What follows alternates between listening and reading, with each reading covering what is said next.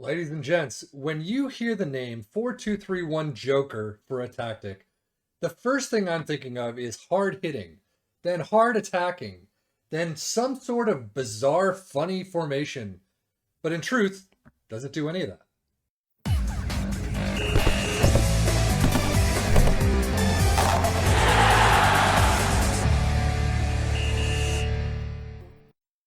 Going straight into the tactic, you can see that there is no funny business whatsoever with it. It is a straight 4-2-3-1. I don't know why it's called the Joker. You can look online and find the video for the guy who made it. He did use the Turkish league, however. We are using the Premier League, so that might be the difference. Massive difference in quality. His team scored 280 plus goals. We'll get to the stats and see what Man City has done. I highly doubt that Leeds and Bournemouth scored 280 plus, but we'll take a look in a minute. But for the tactic itself, it is a sweeper keeper on defend. It is two wingbacks on attack. It is a central defender playing on defense in both slots, a deep line playmaker on support, a ball-winning midfielder on support, an inverted winger on both sides for attack, an advanced midfielder in support, and then an advanced forward in attack. So that's the structure of it. Positive mentality. It is apparently not based on any tactical style that I can see, at least. So in possession, though, fairly wide. You overlap on the left, right, and play out of defense. Slightly shorter passing directness. Tempo is slightly higher, and then that's it. In transition, you can see counter press, counter, distribute quickly, and then take short kicks. Out of possession, higher press line of engagement, higher defensive line, and trigger press much more often. And that is the tactic. That is all you get with this. Seems somewhat basic, which is nice to see. But now, stats-wise, how did it do? As you can see, let's go to the league table. Man City absolutely crushing it. 31 wins, 3 draws, 4 losses. Wow. All away from home. Liverpool, Tottenham, Arsenal, and Everton. But 96 whopping points. Absolutely crazy. 132 goals for, so not too bad right there. Not quite the 280 yet. Let's see what they've done in the other leagues. But overall, fantastic for Man City. Bournemouth, however, scheduled to be last, so they're mid-table. That is actually not too bad, but 14 wins, 7 draws, 17 losses, 49 points. Definitely a much lower gulf between the relegation spots in Bournemouth than Bournemouth and the top spots. But overall, 11th place is a fantastic place to be for Bournemouth. Now, Leeds, on the other hand, relegated, dead last. They did manage to get 5 wins, 6 draws, 27 losses. That is crazy. 21 points, so relegated by a far margin. Overall, though, 82 goals for Leeds, only 66 for Bournemouth. So goal-wise, it did work for Leeds, but unfortunately that didn't bring them out of the relegation zone, and they are dead last. But I'm going to say this is probably a much more attacking-focused tactic than it is defensive. Let's take a look at some of the schedules. Man City, first off, the Sea of Green, a 1-0 loss away against Everton, loss in the Champions League Group E, but then a Sea of Green continuing, Arsenal draw, Champions League loss, 1-5 against PSG. They are not good away from home, apparently, sometimes. But then they won 6-3 in the Champions League with PSG. Unfortunately, that does not see them through. You can see 5-0 against Peterborough in the FA Cup quarters, FA Cup semis against Southampton, so they had somewhat of an easy run, it looks like. FA Cup against Chelsea right there, not too easy.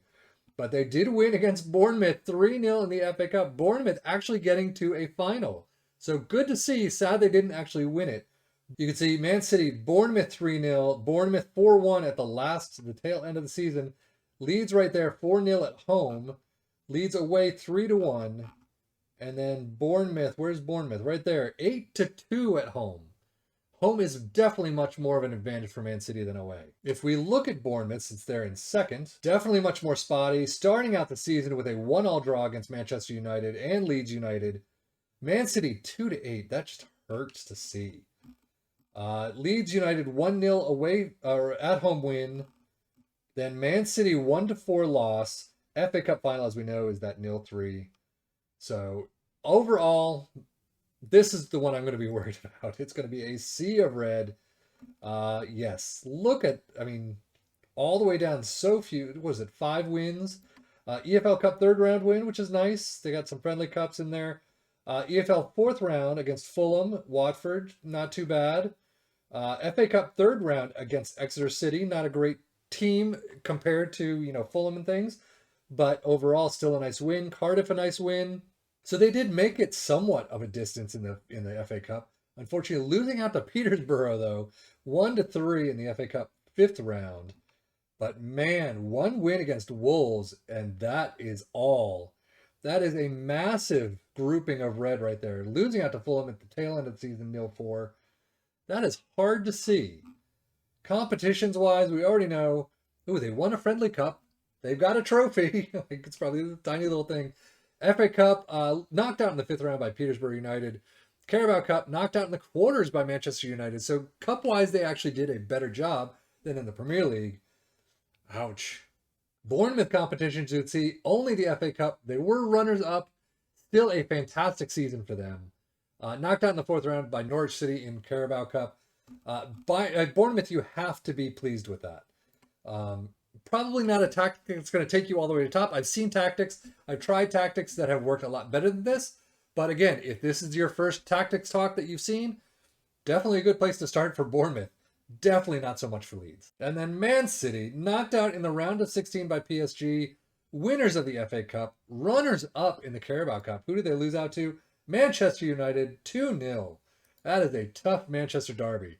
Runners up in the FA Community Shield. That's interesting. We never see that. Liverpool 2-1, winners over Man City in the FA Community Shield. But still, with 96 points, with Liverpool's 95, both of them handily beating out Manchester United in third with 75. I mean, that's a good 20 points. So they were champions long ago. And Liverpool were UCL long ago. I mean, that's insane to see. So with the stats, what I'm going to do is I'm going to go Manchester City throughout all the competitions they've had, see if we can get that 280 plus goals that the maker of this tactic has had. We're starting with 132.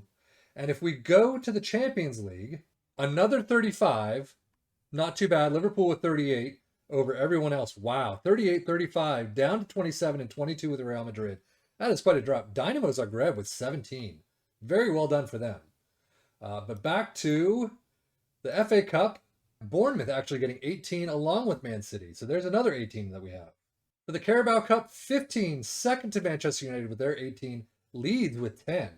So not too bad for Leeds. But Manchester City getting another 15. So I'm going to add this in because I know we're nowhere near 280. But as you can see, one goal, the 2-1 win or 2-1 loss against Liverpool. That one goal, however, just brings them above 200 goals.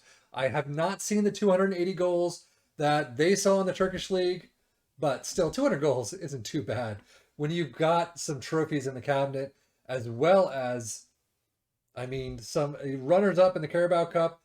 Probably could have done better against PSG, but they were annihilated away in France. That's just insane to see. But if we go back to the Premier League and just take a look at the stats, Man City with obviously 132 goals, absolutely phenomenal, to Liverpool's 97, Manchester United 79. That is quite a disparity between those three teams. And then down to 64 for Arsenal. Then you start getting it back into the reality of things. Fewest shots against Man City, 350. Most possession, nobody. So it's not a possession-based tactic. No dribbles made. Fewest conceded, Man City with 42, which is a nice number to see. 26 though for Liverpool. Allison really picking it up. Most shutouts, Bournemouth with 10. Not even the other two in there. Very interesting. Most tackles won, Bournemouth with 795. Best pass completion, none of them. Most shots for Man City 874. Bournemouth with 554. And most points per game, Man City with 253. Individual stats wise, as you can see, most goals, Holland with 61. Now that is the biggest number I think I've seen in any of these tactic talks.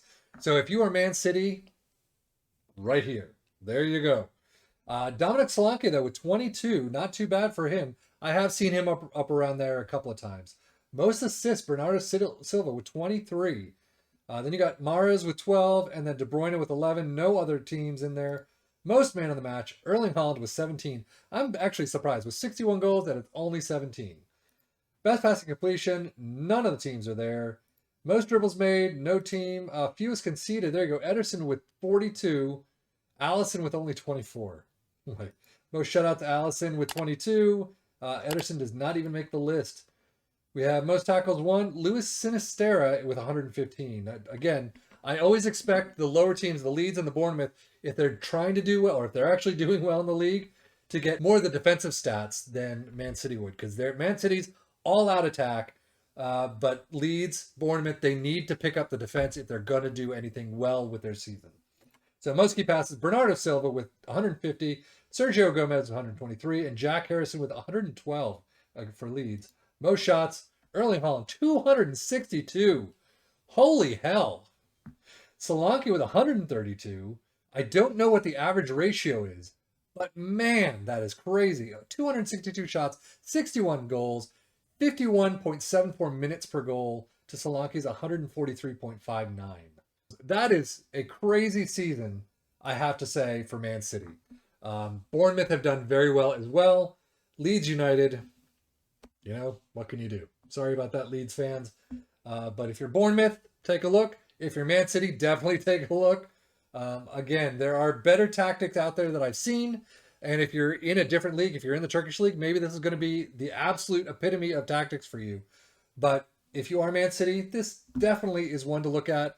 Hopefully you can play a little bit better away from home than they did in this. So that is it for the 4-2-3-1 Joker tactic. Again, I kind of wonder why it's called the Joker, but oh well. But that's it for me, 7FM, for the Football Manager blog channel, saying thank you so much for watching. As always, take care and enjoy.